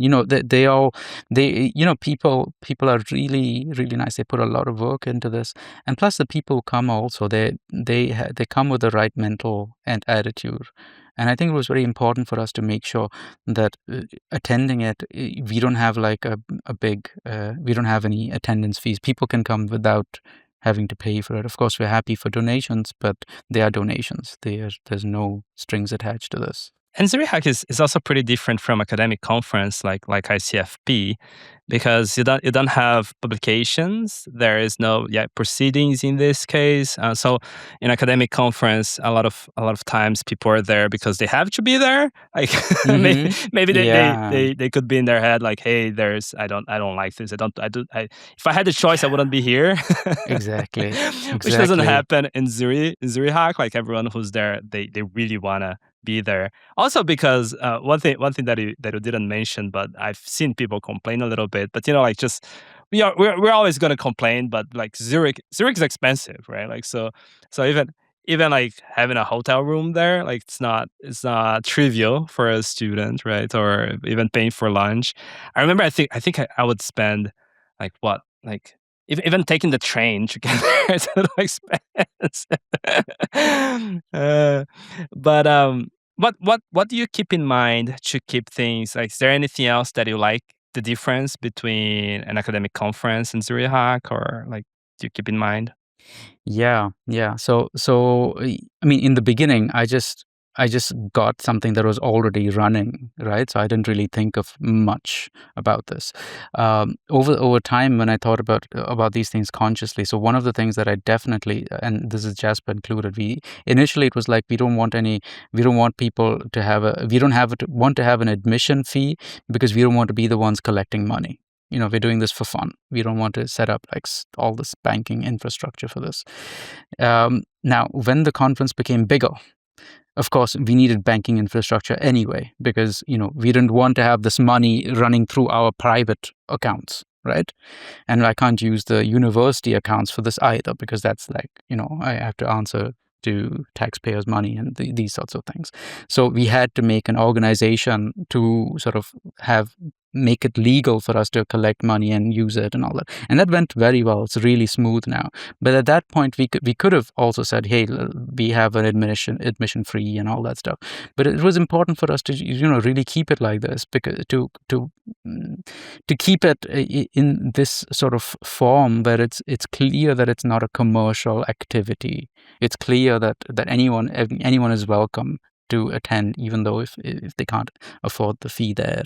The actual cost of attending it, yeah, you're right, is a bit high because we're in a very expensive place, right? But given that, I mean, it's you do have options of youth hostels and camping, and people get really creative.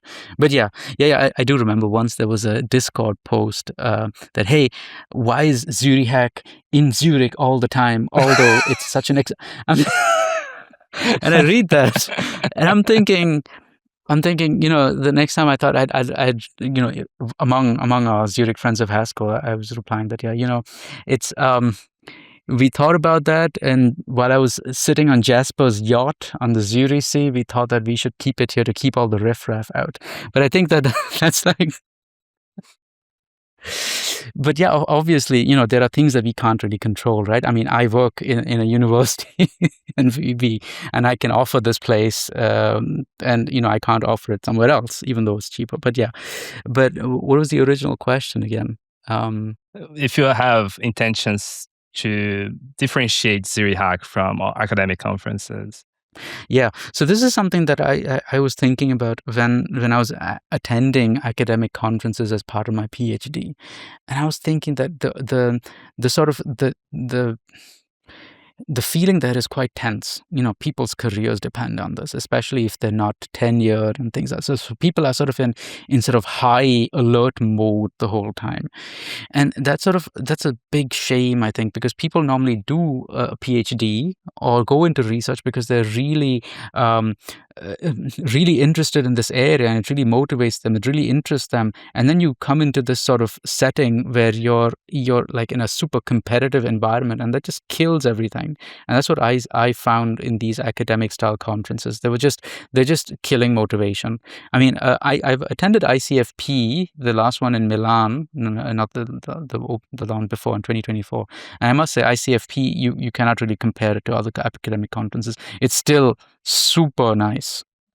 I mean, it is super nice, and I must say that there is some competition. Obviously, people are a bit nervous compared to Zurihac, but compared to some other academic conferences I've been to, wow, this is really nice, really collegial. That's the thing that I could perceive too, is that like in an academic conference, it's kind of like it's an extension of your work and your career, and like you have this almost an obligation. I have to go there and talk with such and such people. I have to portray in a particular way.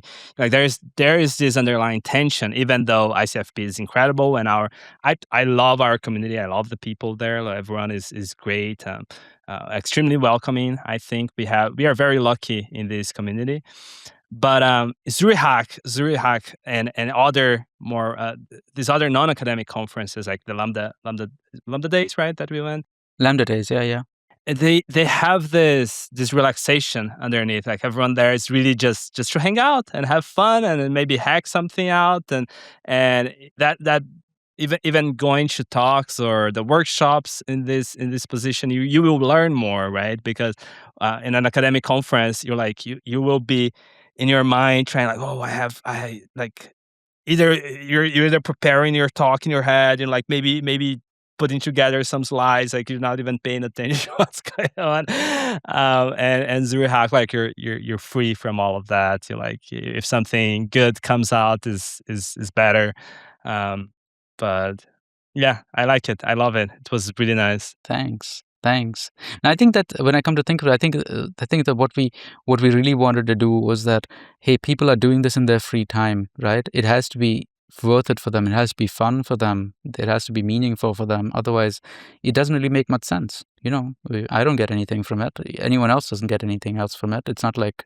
It's not something we, I guess now people put it on their CVs, but it's not something that people would normally just put on their CVs. But I mean, it is something that people do out of their intrinsic motivation. And therefore, to keep stuff out which is really annoying is I guess, the organizer's main number one job, right? So this means no call for publications, no papers. You have talks. Everything is, it's the publications is basically the website and the videos. That's it, right?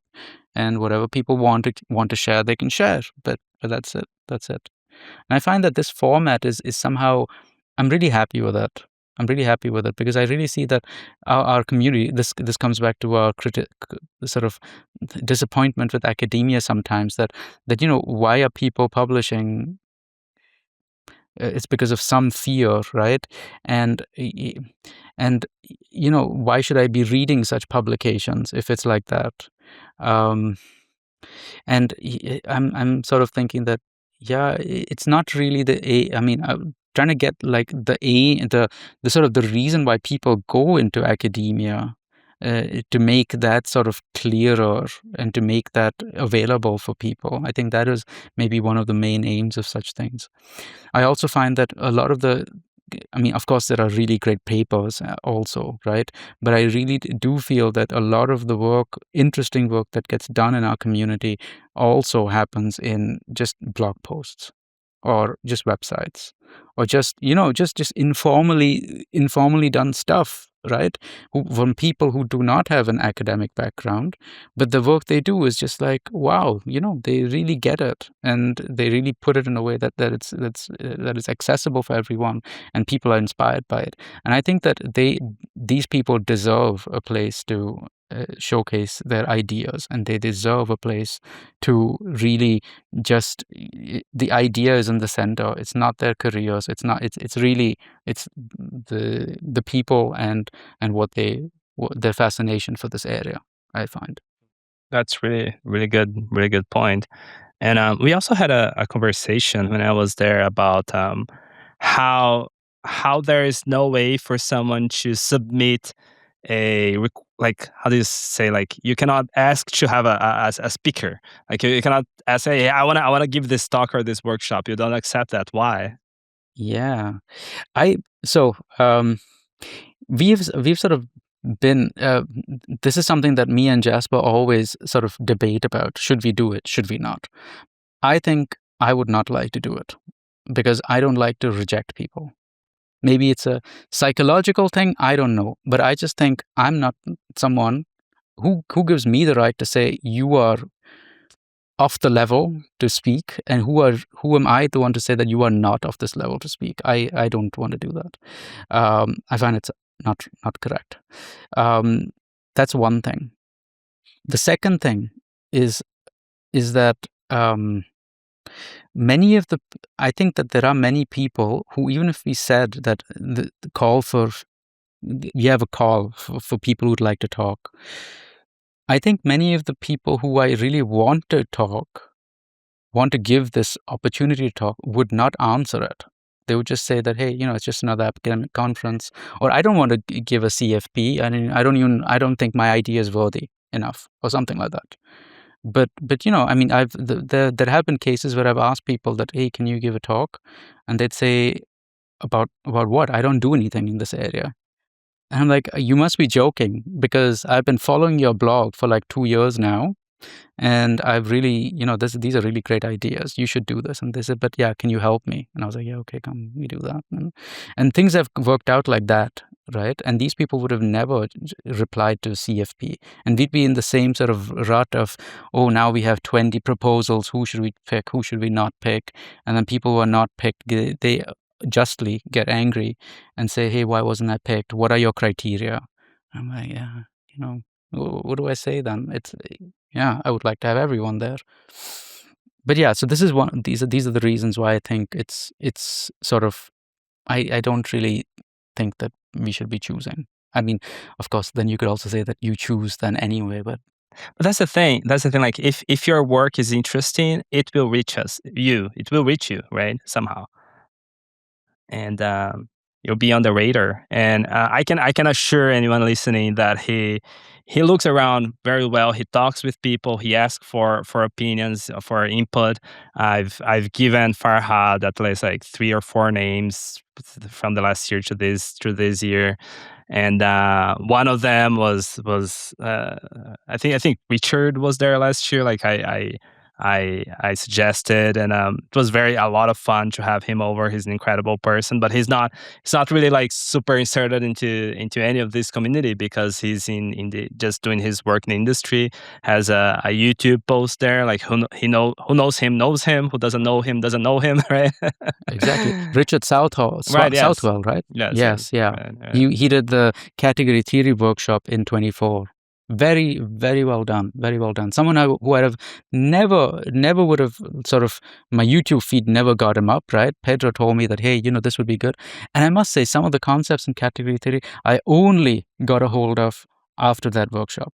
Really. I mean, it was really something great. I mean, such people, right? Such people, they're not on our radar, and just so that before even before we met, so Type Theory for All was the podcast I listened to most to get people on Zurihac. So people ask, how do you choose people? Well, I go to people's blog posts. I look at, I listen to podcasts. I see who's doing what. And I try to pick people who normally do not have a place, from people who you don't normally see. I mean, there'll be 1 or 2 really popular people, obviously, right? Because they are great. But we try to have a mix of people who no one has heard of, maybe, or only people who've read their blog posts have heard of. And sometimes the talks are interesting, but sometimes the talks are really mind-blowingly great. And this is from someone who you've never seen before. And so that is something, yeah. You never know. You never know. Yes, exactly. Yeah. Exactly. Yeah. No, yeah. The thing about this podcast, I try to give the opportunity for everyone to come here as well. Like, doesn't matter how small, doesn't matter how big. Like, if you have something interesting that I think, then I am the one doing the gatekeeping. I agree, but I try it as much as I can. Like, even I think I don't think I've ever turned down anyone who wanted to come. Like, I think everyone who asked me, "Hey, what do you think about me coming?" I usually make room. It's not too bad, and it's not being too many people. So like I give them the opportunity, um, and like, what's the worst that could happen, right? Like for me, at least, like for me, I have all the power to say, "Hey, this was not like maybe I do a recording and I'll be like, I don't know about this," or I can edit things out as well. Um, but anyways, yeah, I really like this too, especially in the sense of like a big part of in my point of view, a big part of the academic frustration is rejection, right? A big part of like, okay, I am a PhD student. I have to submit a paper into this extremely competitive place that sometimes they keep it competitive by design, right? Sometimes they have artificially low acceptance rates. Not everywhere, but sometimes.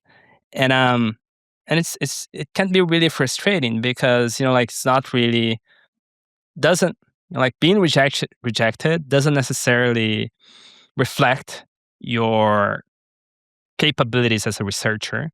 Maybe you were just unlucky that year, right? To compete with other things, other people that like just either was marginally better or it got um, a better reviewing desk than you did, right?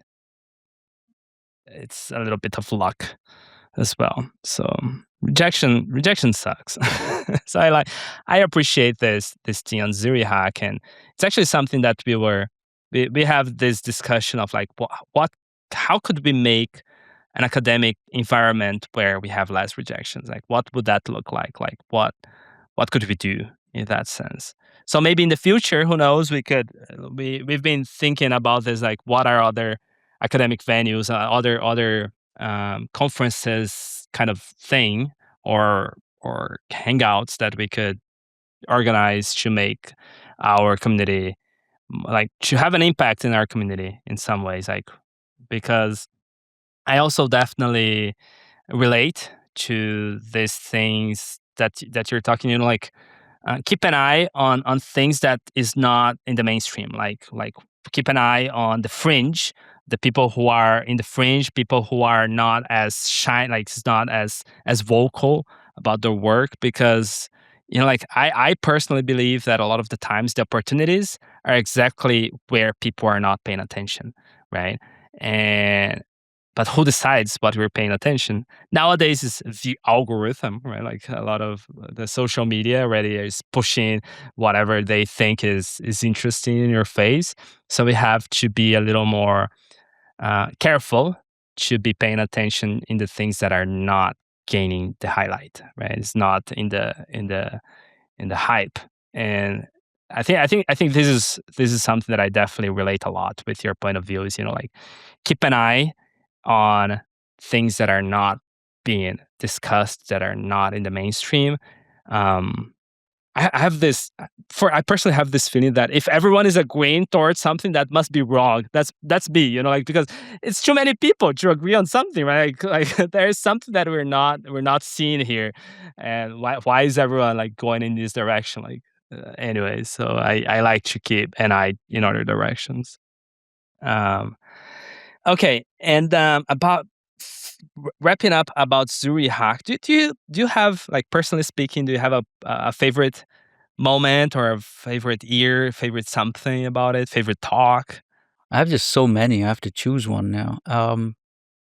I think my favorite moment at a Zurihac is just when it starts, when you sort of everyone's sort of gathered there, and all of the organizers sort of go up, and we say, okay, this is Zurihac, and then everyone's just like, whoa, and I always think, the day before, I always think, hey, hopefully everyone arrives, right? Oh, there will be someone there, right? And then you see the whole thing filled up, and then I'm thinking, "Wow, shit, cool, we did it again. It's nice." And yeah, so that was nice. That was nice. There are some talks where we take a risk with people, right? And we say that, hey, I've never given a talk, and I'm like, oh, okay, but yeah, don't worry about it. And then it turns out to be really great. And then I'm thinking, wow, okay, this person obviously doesn't know himself properly. And so there have been one or two. Of course, I don't mention their names because that would be embarrassing. But yeah, those have been really, really nice. Yeah, I think those are the two things that I really enjoy. Yeah. Yeah. Yeah, there are also a lot of like funny things that happen at Zurihac. I mean, once I remember Jasper and me and some other people, the person who was cleaning, the cleaning person, started came up to me and said, "Hey, this is a mess. How did you guys leave this?" And we're like, "Oh, we're sorry." And she's like, "Yeah, what is we're sorry? I'm alone here. You have to help me now." So we there's a picture of us doing the cleaning up, getting in the recycle thing and, separating garbage and things like that. And so that was funny. And yeah. So there are many such things. But yeah, it's always nice. It's always nice. I think, yeah. I think those are my favorite moments. Yeah. Cool. Yeah. Thanks for sharing. That's funny. Well, shifting gears a little bit again, how do you see yourself in the research community? Like, what are your research interests these days?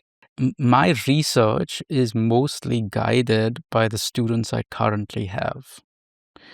So I myself, I don't get much time to do my own research. So that's one of the, let's say, disadvantages of the type of university I'm in. So I don't have like a set research time allotted to me. I have to make this time either by asking for a grant or by sort of shifting my work or doing in my free time. And, all the papers that I write are basically in my free time. And with my students, obviously. And so I typically wait I have a selection of topics and wait for students to sort of say, yeah, that's something I'm interested in, and we do that. And so, and one of the things that's important for me is to really try to have topics that I'm really interested in to do. And I don't really have a publication. I mean, being tenured, that's one of the advantages. You don't have a publication sort of deadline. And in my type of university, we don't anyway. So that's one of the big reasons why I'm here and not, for example, at the ETH or somewhere like that. That this I find this is senseless. But yeah, so my type of university has a different form of senselessness, but I won't get into that. But but at least this is not there. And so whatever I put out, I really think it's I really think I do it because I like to do it, and so that is nice. My research aim. So I have the topics I normally go into is programming languages, functional programming, software engineering, teaching. Somewhere in that sort of space. Yeah. Also, so tools for the common person to make their lives maybe better. Yeah. These sorts of things. But I don't really have a concrete research agenda. If you say, like, when you apply for tenure, you say, this is my research, whatever 5-year plan. I don't have that, and I think that's senseless. I mean, I do have a sort of idea of where I want to, in which direction I want to go. And yeah, currently the stuff I'm doing is more in the area. The last year I've been doing some stuff in low-level programming, so microcontrollers using Haskell-like stuff. That was super interesting. I have a really nice student who's doing that stuff. This semester, it's something to do with the Rust toolchain. So we're working with the Rust compiler group. They have this mere formality where they try to encode the semantic rules of Rust inside Rust, something like what the scheme people have done, and the same student is sort of trying to bring that up so that they can use it to test out new features of Rust. Nice stuff. You want to talk about how one of those projects kind of came together from beginning to end? Like, how did the student find you? How did you guys pick a topic and move on from there? Sure. So typically what happens is that a student comes, they apply for a master's. I'm the person who normally sort of is their first point of contact. So, and I sort of say that, okay, there are a number of advisors there, pick sort of an area. And when they say something in the area of programming languages or software engineering or functional programming, then it's typically me because because there are other people who do the other stuff like AI and networks and distributed systems and things like that. And so once they're there with me, then I can wield my power and say, these are my topics. Or you can choose something of your own. And sometimes they come with a concrete idea of what they want to do. Sometimes they come with, I'm happy with one of I'm actually really passionate about one of these topics, and so they do that. But it's a mix of both. Yeah. The one with Rust, the student that I currently have, Olivier, he said that he'd like to do something in the area of Rust being a sort of a mainstream programming language, which is also theoretically interesting. And it was a nice coincidence that the person who's heading the Rust compiler team we sort of did our PhDs together, had the same logic colloquium, and so it was like, cool. Then let's get in touch with them and see what happens, and yeah, it's working quite well. But yeah. I sort of sometimes feel that I should maybe have a coherent research agenda. I mean, it is somewhat coherent, but to say that my aim in 5 years will be this. But till now, it's not really. I find myself better serviced with keeping things open. I really think that somehow, there are some things that I have quite a clear opinion on. But there are some things which I don't. So, for example, for me, it's clear that I don't want to do projects that just end up doing something, like implementing something because it should be implemented, or just doing something so that we get a paper out of it. These are the things I definitely don't want to do. Right. Also, the technologies I use, I do have a very clear view of if you're doing a PL master's, then you should be using the correct PL tools for it. Right, so I don't, and that I'm a bit uncompromising. But as to the application area, I think that, hey, as long as it's not something that's really detrimental to mankind, I think let's go for it. Yeah. I think you just gave me an interesting idea because we were talking about keeping an eye on the fringe, and you just said, okay, there definitely. If you're doing something in PL, you should use the correct PL tools. So I think a funny project would be to use a completely wrong tool to do something amazing, right? Like let's do a theorem prover in Python, something like that. A horrible idea. Like, what would that look like, right? Would be interesting. Yeah. Would be painful, that's for sure. Yeah. But yeah, I don't think that, like, depending, would be very careful on how to lead that kind of research, because the first reaction of any reviewer would be like, ugh, right? Like, this is so weird. Like, why you're doing this, right? Anyways, I really like, I like this idea of keeping things open. Like it's you're serving your students, right? Are there PhD students in OST? No. So this type of university does not have PhD students. I can have PhD students, but I need a cooperation with another university. I mean, in my case, it would be the ETH because it's just there. So all your students are masters or some undergrads? I have undergrad students. That's the majority of the students. So we have about every year about 100, 120 undergrad students, and we get about out of those undergrad students, we have about 5, 7, 10 maximum masters, so graduate students. So the system is a bit different. So the masters is really like a research masters. So 2/3 of it is like a project, like with an advisor, and 1/3 of it is coursework. So it's more like a small PhD than like the standard masters where it's just an extension of a bachelor's. So you do courses and things like that. So it's a little bit different. And the people who come in are also different because they're a bit older normally, and they've already done an apprenticeship, like a Swiss apprenticeship in software engineering, computer science, something like that. So they already have some working experience. They have to have some working experience. They're already at I would say quite a high level when they come in. So it's sort of you sort of can trust many of them with work that a PhD could do, but the only thing is that they're not there for long. They're there for maximum, I mean, like 3 years, right? If they do it part time, and they have sometimes they have a position in the institute and things like that, like a normal TA would in a PhD program.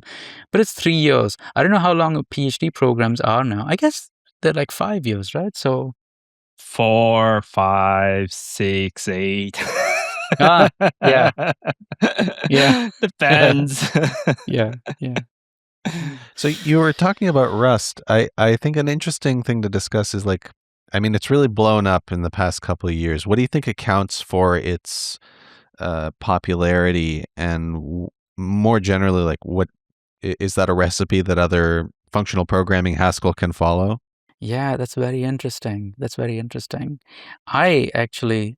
think it's really an interesting language, right? I feel, when I was talking to people, I always thought,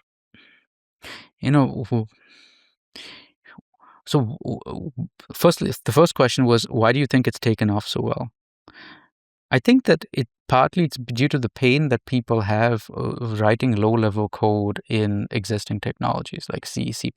I think that's the main thing. People actually really saw the advantage of using these PL techniques for low-level programming, and then they just caught it on. I was personally, I was very surprised that it actually caught on, because I thought, from someone who's been trying most of their lives to get people to use sort of PL-like techniques and comparatively easy PL level techniques. We were talking about a normal structure, like not a substructural logic. We're talking about like normal logic, like people use in high school, and that programmers have a problem doing that, but they're okay with using a type system like Rust.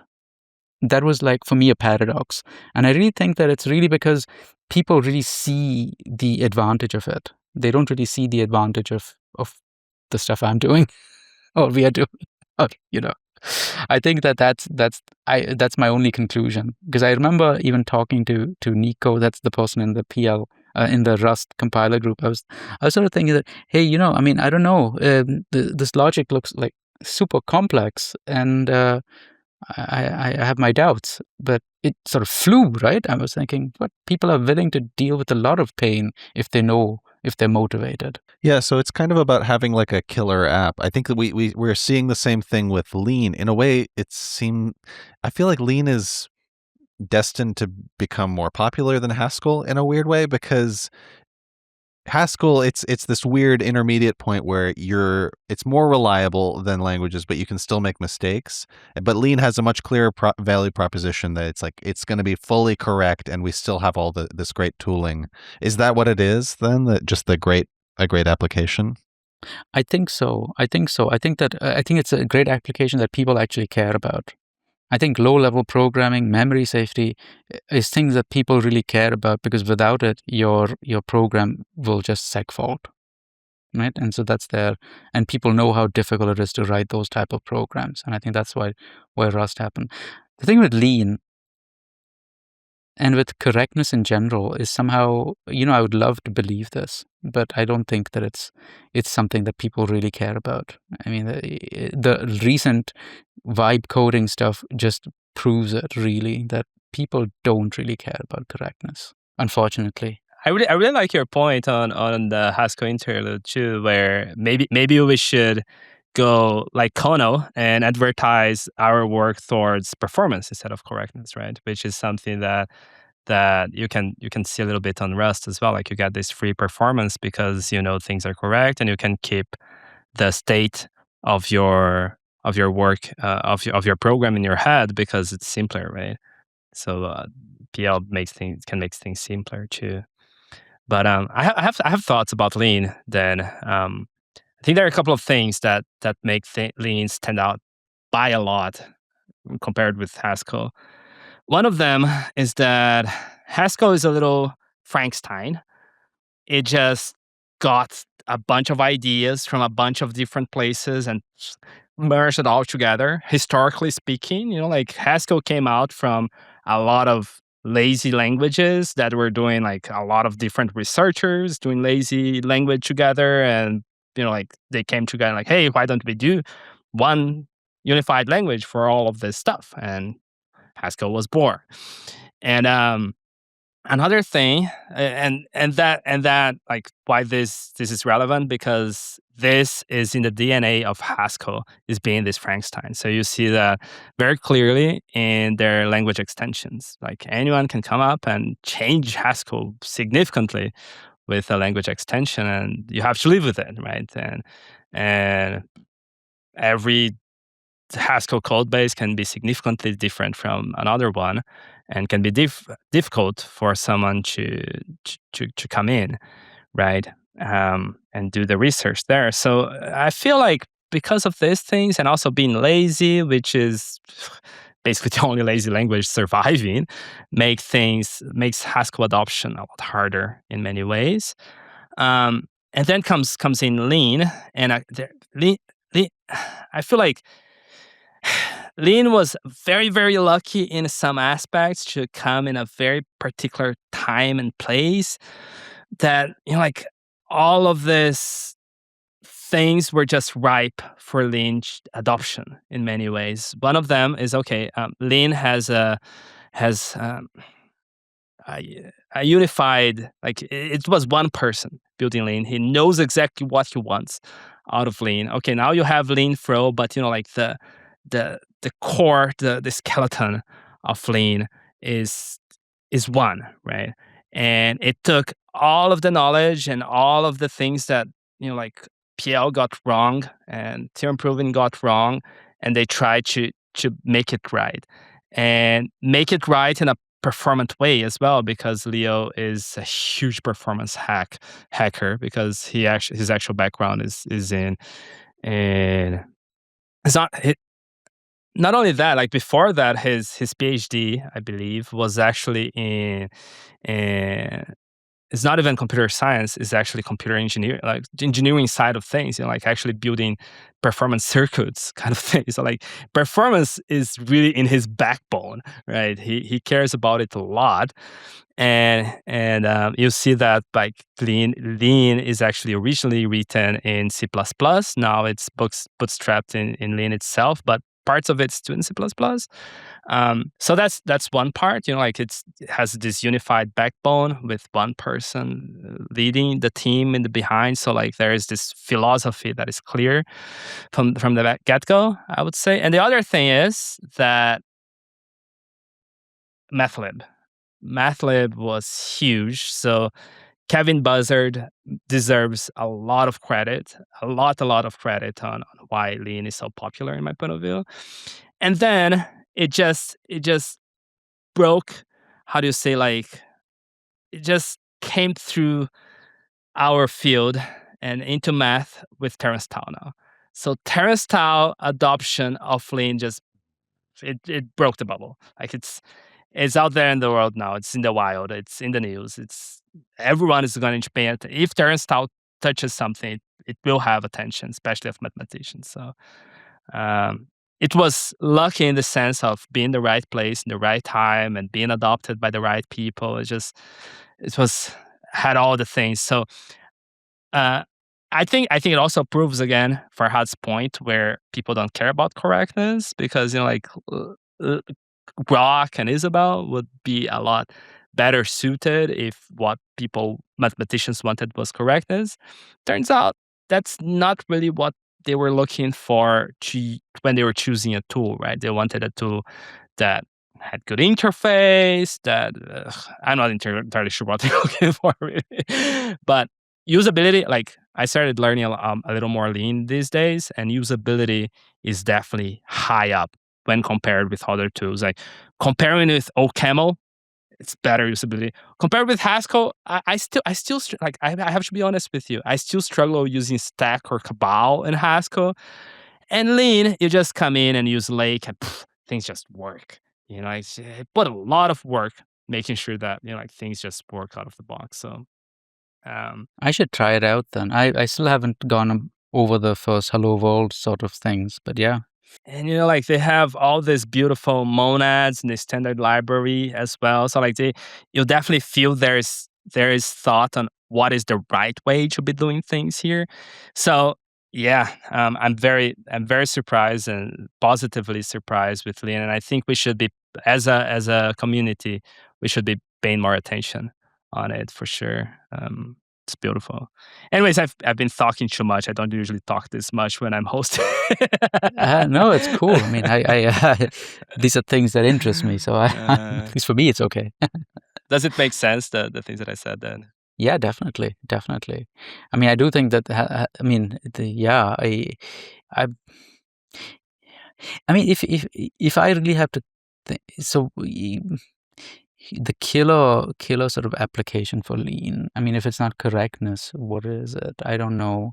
I don't know the user interface. I do know the user interface of some other theorem provers. Until now, maybe I'm super biased, but I do think that the one for Isabelle is by far, well engineered. But they had like more than 20 years to really do this well, and so I would be surprised if it got better than that. But I have to try it out, obviously. I have to try it out. It's just extremely clean. I can guarantee you that. And it just feels like, yep, it just works. Like you don't have to be struggling with the tooling at all. And even as just a programming language, I think is superior over most of the functional programming language we have out there. Very personal opinion. Like I'm just having a really nice time using it from someone who has started functional programming with Haskell and then learn a bunch of OCaml. And don't get me wrong, I really like Haskell. There are things that you can only do in Haskell. I really love OCaml. OCaml like is beautiful, but I think Lean is really killing it. Okay. How cool. You've convinced me. I have to try it out. Maybe my next functional programming course will be in Lean. And wow. People will really think I've gone mad. But maybe the killer application you were asking, maybe it's math right now, because you have a lot of math going on over there. Like all the undergrad curriculum is there. They're formalizing Fermat's theorem there. There are a lot of companies now getting a lot of money. As I mentioned at the beginning, I think Axiom just got a fund. Like they got a lot of money. I think it's $200 million for the company because they're solving Olympiad level mathematics with a lot of LLM stuff in the background. And like maybe that's a clear application, using like making sure that LLMs doesn't hallucinate. Lean can be Lean, and Rock and Isabelle can be it. Right? Like, because we come in as experts and be like, okay, this theorem makes sense. This is what I want to prove. So whatever is in there, I don't care that much, right? Like, as long as it QED in the end, and I trust the kernel, I think we're good to go. I think that's fair, maybe. I don't know. I mean, I think many mathematicians would be screaming at your podcast at the moment. But yeah, I think I was actually at Leaning In last week. Leaning In was like a conference on Lean developers. Since I was there anyway attending BobConf, I thought I'd stick in for the day before, and it was a nice community. nice community. And there was a lot of this LLM business happening there also. But then I was talking to someone, and they were saying, and they were saying, and which really sort of resonated. It's like, okay, it's the same thing that we talked about, writing a piece of text or writing a program. What is the reason I do this? And the reason most people typically do a proof is to get insight into a problem. They don't really actually care if it's true or false. Of course, they would like the conjecture to be true, but even if it's false, if they get insight out of it, that's a day well spent. And to say that a machine just looked at this and proved it, but the proof is like 10,000 lines, but I've checked it and it's going through the kernel and everything is kosher. I don't know if mathematicians would consider this a proof. And now I remember, so when I was at the TU, my office mate, she was formalizing this four-color theorem in Isabelle. This was like a big thing at that time. And there were mathematicians who were saying that, hey, yeah, okay, even if you do it, what's the point? I mean, yeah, you don't get any insight. The proof is super long. What's the point? And so, I guess we're coming to the same sort of thing, right? It's I think this is a discussion that is going on for ever since the four-color theorem, for sure. But I like looking into what is going on in the world, and especially Terence Tao is a huge believer in this. Like, these things that I'm saying is basically him doing certain talks, and I think this discussion is coming to another level now, and it's starting to become more serious, because like they're really considering, well, if I have this degree of confidence, then maybe, like, I think the question is like, this is like one way or another, this is helping to advance math by proving certain theorems, which can be extremely hard. So that's a net positive as well, right? But then I don't know, maybe it becomes, it can be seen as I agree with you, like having insight into the proof and all, but maybe like think of it, like with the invention of cars, for example. Just because we invented cars doesn't mean we started using horses, right? But it became a different thing. But it's like we still use horses, right? But in a different way. But so like maybe sure, this 10,000 line proof is useless in an inside perspective, but it can also become a different endeavor. Okay, like how can I try to make it shorter, right? Like as like is more human understandable as well. It's a different endeavor, and like parallel, right? I don't know. I understand that. I mean, like, if you could say that, hey, with the advent of cars, I will lose my relationship to my horse. And then but that's really important to me. And then people said, yeah, okay, but I can have a horse as a house pet and ride it from time to time. Yeah, true. Or can use it, like just as a sport now. But I don't have to be in the back of a horse to go cross towns and completely destroy my lower back in the process. Yes, yeah. Understood. There's that too. Understood. I don't know. Yeah, some thoughts. Yeah. I think it's exciting. For our field. I think it's gaining a lot of highlight. I think it's bringing money to our field, which is also positive. In some senses, I am like, maybe I'm sounding more excited than I'm actually am in the inside. But like, these are topics that I've been considering very hard, especially because I'm applying for PhD programs and thinking really hard what I want to do. And personally speaking, maybe it's becoming so mainstream in my point of view that it doesn't even interest me so much anymore, because I really like it when it was so dark, like so many people didn't know anything about this, right? So I'm now looking for the other fringe topics that would be more interesting for me, right? And I've been having a lot of fun looking into these deeper philosophy questions these days.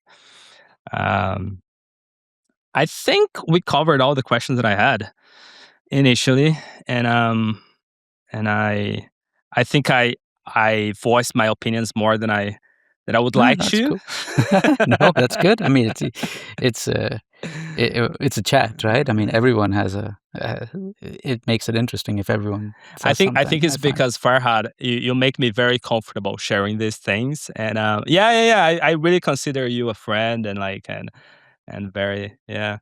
It was funny. It reminds me a dinner that we're having, and I think you're such a chilled person, like extremely relaxed person. And then I asked him, like, how can you be so relaxed, like with all this conference and like things are just started, and like I would be extremely stressed in your place. And he was just like, you know, a doctor just told me I have lower blood pressure one time. Uh, I thought that was so humble of you, man. Yeah. I think it's the truth. Yeah. Yeah. So yeah, I think we covered everything we had in mind. Is there anything that we didn't cover? Thank you to come for your presence, and Yeah. it was a lot of fun.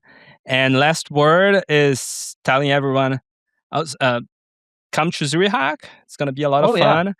I don't think I'll be able to be there this year. Yeah. But Farhad and all the other cool people is gonna be there. Jasper is definitely gonna be there too, right? Definitely. Yeah. Yeah. Simon Peyton John is gonna be there this year, right? Yeah, that's true. We're gonna have Simon Peyton Jones. He's gonna be there. Who else? Evan Chaplinsky will be there. Someone. So the person who invented Elm. Also, really nice person to talk to. Really nice guy. Yeah, many people. I have to take a look. Take a look at the website. I think that's the easiest. But yeah, I'd really like to see. I think the people who follow this podcast, I'd really like to see them here. I think they'll have a lot of fun. Yeah. All right. So take a look in the links in the description. You have to do a form to confirm your presence. How does it work? Yeah, you have to send an application and say 5 reasons. No, of course not. You just have to give your name. You have to give your T-shirt size, and that's it. And yeah, you have to and then register. 3 letters of recommendation, right? 3 letters of exactly 3 references. No, just kidding. Just do the forms for you have to have a nice shirt and exactly. Yeah. Excited to see everyone there. So yeah, thanks for coming, Farhad. And yeah, it was a pleasure, Pedro. Thanks to you for also hosting this really nice podcast. It's as I said, it's one of the ones that I listen to search for speakers for Zurihac. Awesome. Yeah, I hope I can continue to bring incredible people and amazing conversations like this. So thank you. Cool. And see you, Dan. Thanks also. Nice to meet you. Yeah, nice to meet you too. Thanks for coming on.